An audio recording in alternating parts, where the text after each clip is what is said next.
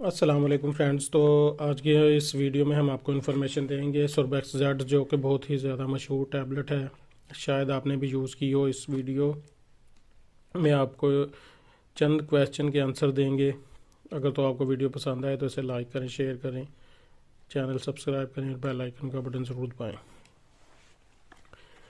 تو friends, سوربیکس Z کے بارے میں کویسچن کیے گئے تھے، تو اس ویڈیو میں ہم آپ کو ان کویسچن کی ڈیٹیل سے جواب دینے کی کوشش کریں گے۔ پہلا ہم سے یہ کویسچن کیا گیا تھا کہ ہم جب بھی سوربیکس زیڈ ٹیبلٹ یوز کرتے ہیں تو ہمارے سر میں درد شروع ہو جاتا ہے۔ تو دیکھیں، یہ جو سر درد ہوتا ہے یہ اس کا سائیڈ افیکٹ بھی ہو سکتا ہے۔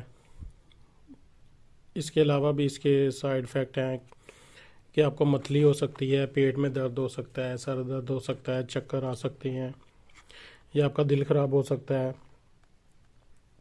اس طرح کے کچھ سائیڈ افیکٹ ہو سکتا ہے۔ ایک ہم سے اور کویسچن کیا گیا تھا سوربیکس زیڈ کے بارے میں کہ ہم اسے کتنی دیر یوز کر سکتے ہیں۔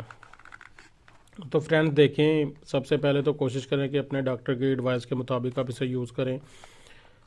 اگر آپ نے سیلف میڈیکیشن کے طور پر یوز کرنی بھی ہے تو آپ اسے ریگولر یوز کریں، یعنی 1 ٹیبلٹ ڈیلی کی ڈوز بنتی ہے اسے ریگولر یوز کریں۔ اور کتنی دیر یوز کرنی ہے، آپ جس بھی مقصد کے لیے یوز کر رہے ہیں آپ دیکھیں کہ اگر تو آپ کو کوئی اس کا فائدہ محسوس ہو، بہتر محسوس ہو پہلے سے تو پھر اسے آپ ریگولر یوز کریں۔ تقریباً 1-2 ماہ یا 3 ماہ تک آپ اسے یوز کر سکتے ہیں۔ تو یہ اس کا یوز کرنے کا طریقہ ہے۔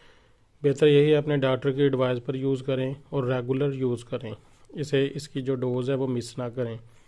اس کے بعد ایک کویسچن کیا گیا تھا کہ اس کے کھانے کے بعد ہمیں الرجی ہو جاتی ہے، جسم پر ریشز ہوتے ہیں اور خارش ہونا شروع ہو جاتی ہے۔ تو دیکھیں، اگر آپ اس کی فارمولیشن کو دیکھتے ہیں تو اس میں مختلف قسم کے جو ہیں وٹامن موجود ہیں۔ اب اس ٹیبلٹ کو کھانے کے بعد الرجی ہونے کے چانسز زیادہ بڑھ جاتے ہیں، کیونکہ zinc, vitamin E, vitamin C, folic acid, B1، B2، B6، nicotinamide, vitamin B6، B12 وغیرہ جو اس میں موجود ہیں، اگر آپ کو کسی ایک بھی وٹامن سے الرجی ہے تو وہ اس میں موجود ہوا تو آپ کو وہ مسائل ہو سکتے ہیں، الرجی ہو سکتی ہے، ریشز ہو سکتے ہیں۔ تو یہ انفارمیشن تھی سوربیکس زیڈ کے بارے میں۔